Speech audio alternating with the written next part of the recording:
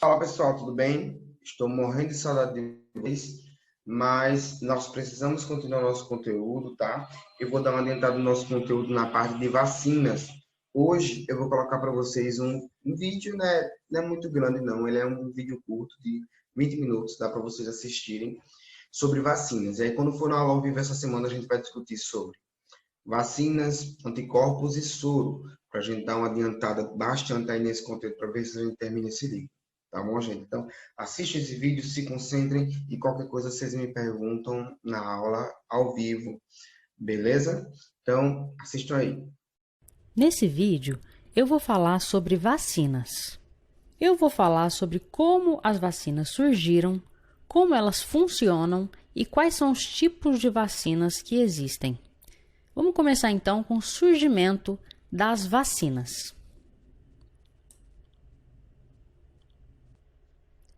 Bom, a vacina é considerada um dos principais avanços tecnológicos da medicina dos últimos séculos, mas na verdade ela surgiu há muito mais tempo, provavelmente na China, com uma técnica que ficou conhecida mais tarde como variolação.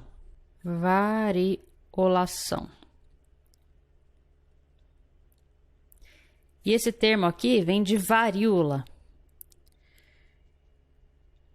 Porque no século XVIII, na Europa, a varíola era uma das doenças que mais matavam na região. A varíola era transmitida por um vírus e essa transmissão ocorre por contato direto. Então, se a pessoa tosse, espirra, ela pode transferir esse vírus para a pessoa que está sadia e essa pessoa pode adquirir a doença. Bom, um dos sintomas da varíola eram essas feridas, essas pústulas que surgiam na pele da pessoa. Então, o que eles faziam? Eles pegavam a casquinha dessa ferida, moíam, e esse pó era então aspirado. Eles inalavam esse pó de ferida aqui. E eles perceberam que as pessoas que faziam isso não contraíam a doença. Elas se tornavam imunes. Então, essa era a técnica de variolação. Mas ela ainda não era uma técnica consagrada no meio médico, era mais uma coisa popular, um conhecimento popular. E foi só em 1796 que um médico chamado Edward Jenner criou as bases científicas da vacinação que a gente conhece hoje. Então, o que esse médico fez? Ele resolveu investigar uma crença popular que dizia que os fazendeiros que lidavam diretamente com o gado infectado pela varíola bovina, então deixa eu explicar isso, ó. Existia uma doença que dava no gado que produzia sintomas semelhantes à varíola humana. Então ela também produzia essas pústulas no gado. E o que eles perceberam? Os fazendeiros que entravam em contato com o gado infectado não adquiriam a doença. A doença humana, essa aqui, porque são duas doenças diferentes, tá? Essa doença aqui, que é a varíola bovina, é causada pelo vírus Variolae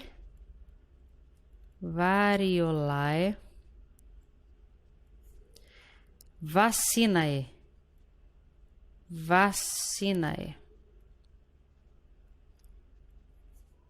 Vacinae vem de vaca em latim, que é vaca.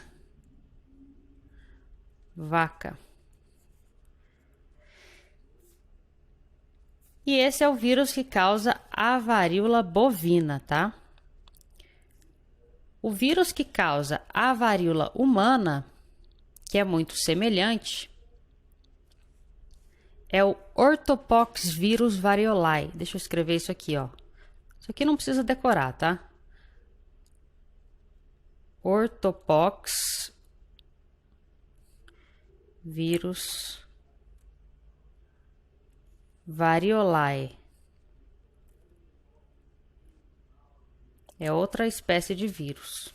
Então, o Edward, ele decidiu investigar se esse conhecimento popular se tratava de uma crendice, de um mito, ou se realmente tinha uma base verídica por trás.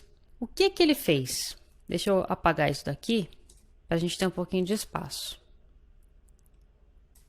Ele pegou o vírus bovino e simplesmente injetou esse vírus. Pegou uma seringa e injetou esse vírus em pessoas saudáveis.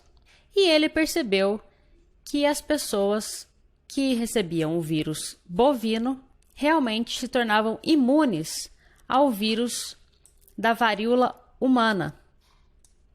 A varíola humana também é conhecida, talvez vocês já tenham ouvido esse termo. A varíola, opa, deixa eu pôr de outra cor. Vou pôr de outra cor aqui. A varíola também é conhecida como bexiga no Brasil, tá? Então, ele percebeu isso, que realmente as pessoas adquiriam essa imunidade. E ele publicou, então, os achados científicos dele em um livro intitulado Uma Investigação nas Causas e Efeitos da Varíola Bovina, Varíola Vacinae, que é esse livro aqui. Vocês conseguem encontrar ele na internet. Bom, agora que a gente falou sobre como surgiu a vacina, a gente vai falar então sobre como as vacinas funcionam. Mas antes de entrar nisso propriamente dito, eu vou ter que falar um pouco sobre como o nosso sistema imunológico funciona. Bom, mesmo que a gente não consiga enxergar, ao redor da gente existem diversos micro-organismos. Esses micro-organismos podem ser patogênicos. O que significa patogênicos? Deixa eu escrever aqui, patogênicos. Patogênicos. Os organismos patogênicos são aqueles que podem causar doenças. Então, por exemplo, seriam os vírus. Desenhei um vírus aqui, ó. Vírus. E bactérias, principalmente, tá? Bactérias.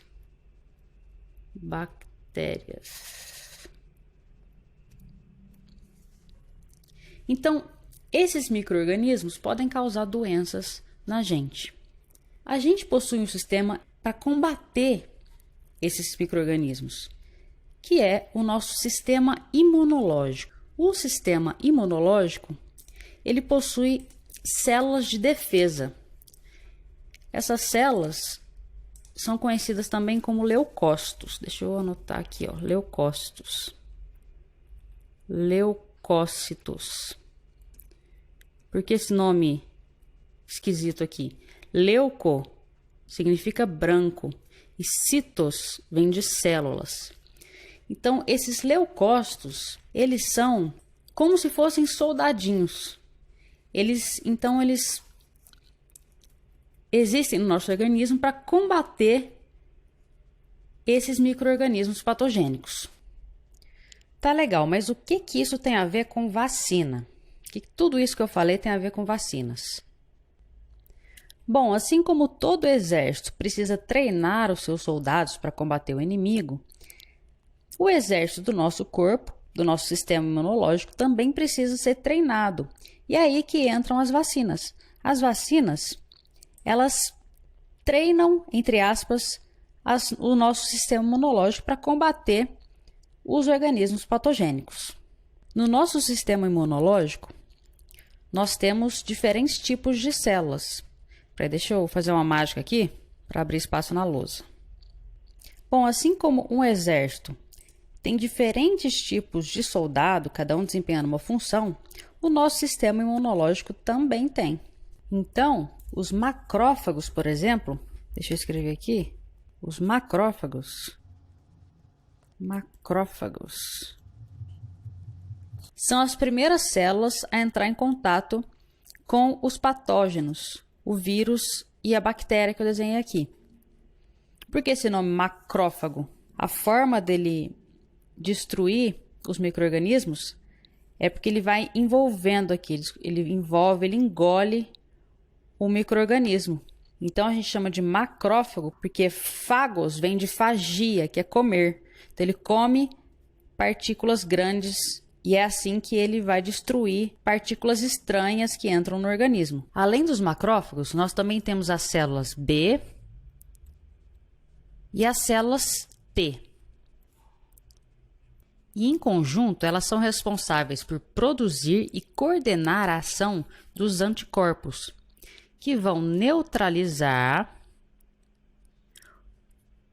os patógenos, para impedir que eles causem a doença no corpo.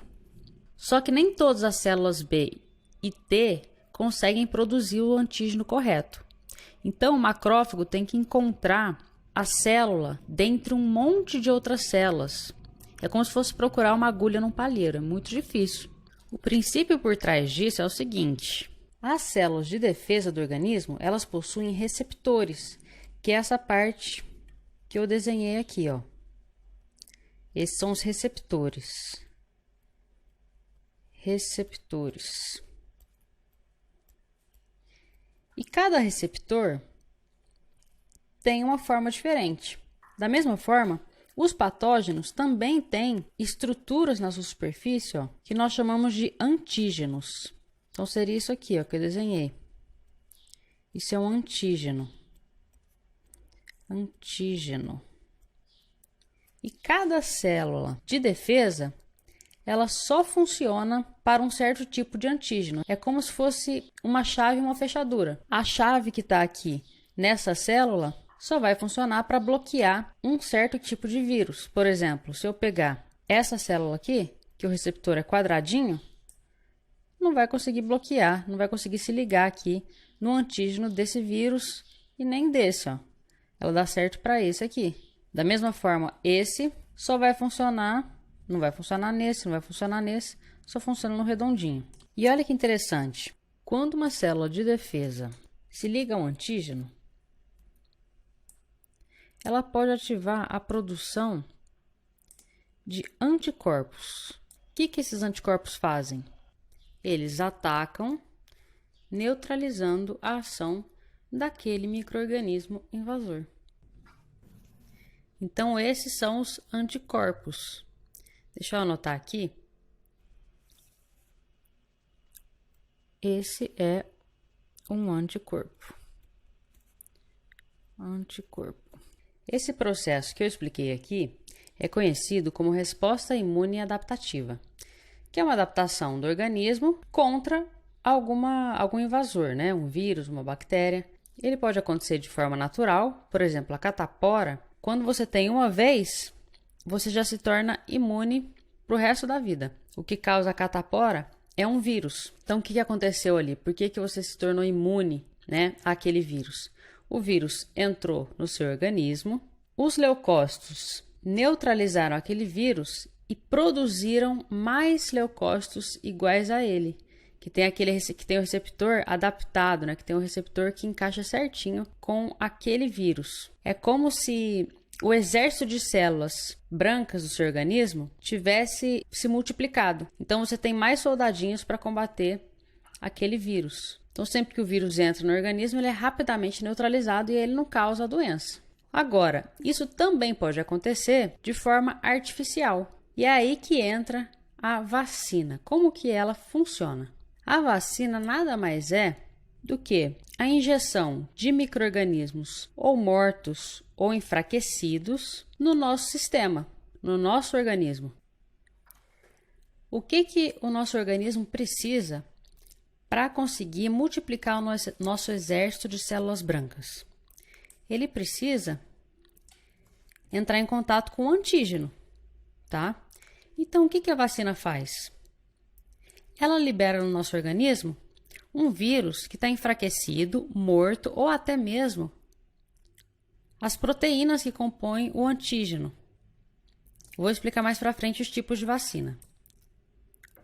Então, o vírus que está na vacina, ele não pode causar a doença, mas mesmo assim, o nosso organismo, as nossas células brancas de defesa, elas reconhecem aquele vírus como um inimigo. E como resposta a isso, o nosso organismo cria um tipo de célula especial chamado célula de memória. As células de memória, deixa eu escrever aqui, ó. Memória. Elas, entre aspas, se lembram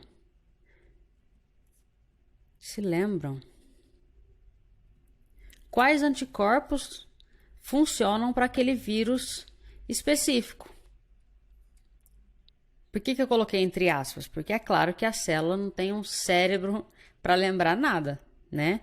O que acontece aqui é um mecanismo bioquímico que faz com que elas, entre aspas, se lembrem, então, quais anticorpos neutralizam aquela ameaça. Então, vamos dar uma olhada em como essa resposta funciona em um gráfico. Aqui no eixo X, nós temos o tempo. E aqui no eixo Y, são os anticorpos. Vamos ver se eu consigo escrever na vertical. Não, tá feio, peraí. Anticorpos. Beleza. Bom, esse primeiro pico aqui é quando o organismo foi exposto à vacina. Então, aqui é vacina. Então, quando o organismo é exposto ao vírus atenuado, ou seja, aquele vírus que não pode causar os sintomas da doença, mas ele tem o antígeno, ele dispara uma resposta do nosso sistema imunológico que vai preparar o nosso exército para combater a doença no futuro. Então, quando o indivíduo entra em contato com o vírus pela segunda vez, a produção de anticorpos vai ser muito mais rápida, muito mais eficiente, porque as células de memória elas vão reconhecer o antígeno e produzir os anticorpos. Então, esse pico aqui é a segunda exposição ao vírus. Vou colocar assim, ó. Segunda exposição.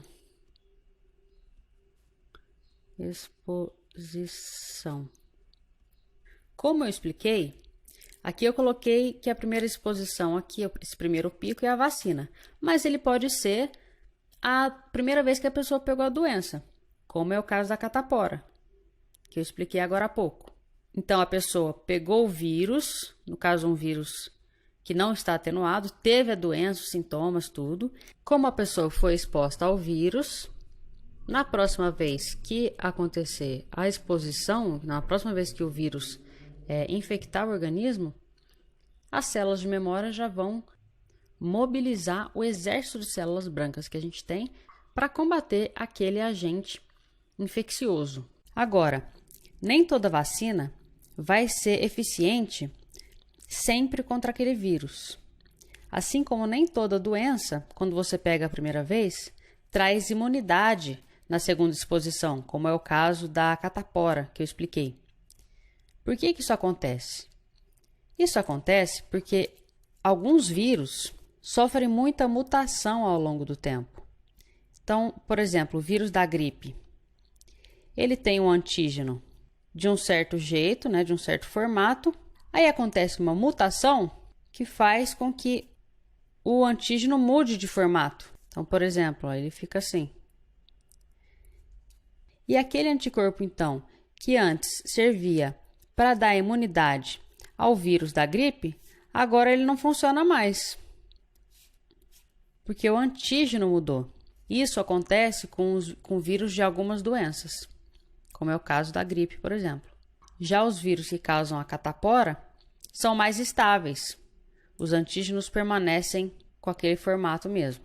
É por isso que você tem que tomar sempre a vacina da gripe todo ano. Já a vacina para catapora, uma vez só, já funciona. E quais são os tipos de vacina que existem? Bom, são basicamente 3 tipos. O primeiro tipo é quando a vacina ela carrega o micro-organismo atenuado. Ele ainda está vivo, mas ele não causa mais aqueles sintomas da doença. O segundo tipo é quando eles pegam o organismo patogênico morto, e o terceiro tipo pega somente o antígeno, diretamente o antígeno. A vantagem do antígeno é que ele não causa nenhum tipo de reação. Porque quando você usa o micro-organismo, por exemplo, aqui esses vírus, você ainda pode causar alguma reação, mesmo que mais branda, né? Mas ela pode acontecer. Então, por exemplo, pessoas de idade ou crianças muito pequenas podem sofrer algum tipo de sintoma daquela doença. Já o antígeno diretamente, né, que aqui eles usam proteínas e açúcares do antígeno, não causam essas reações. Então, é um tipo de vacina mais seguro. E também existe, está sendo desenvolvida, um novo tipo de vacina, que é a vacina a partir do DNA. Então, os cientistas estão tentando isolar os genes, né, responsáveis pela produção do antígeno, e com isso a própria pessoa vai produzir o antígeno. A vantagem desse tipo de vacina de DNA é que também não vai acontecer as reações, né, que podem acontecer quando você usa o vírus, né? Então, esses são os tipos de vacinas. Você tem o vírus atenuado,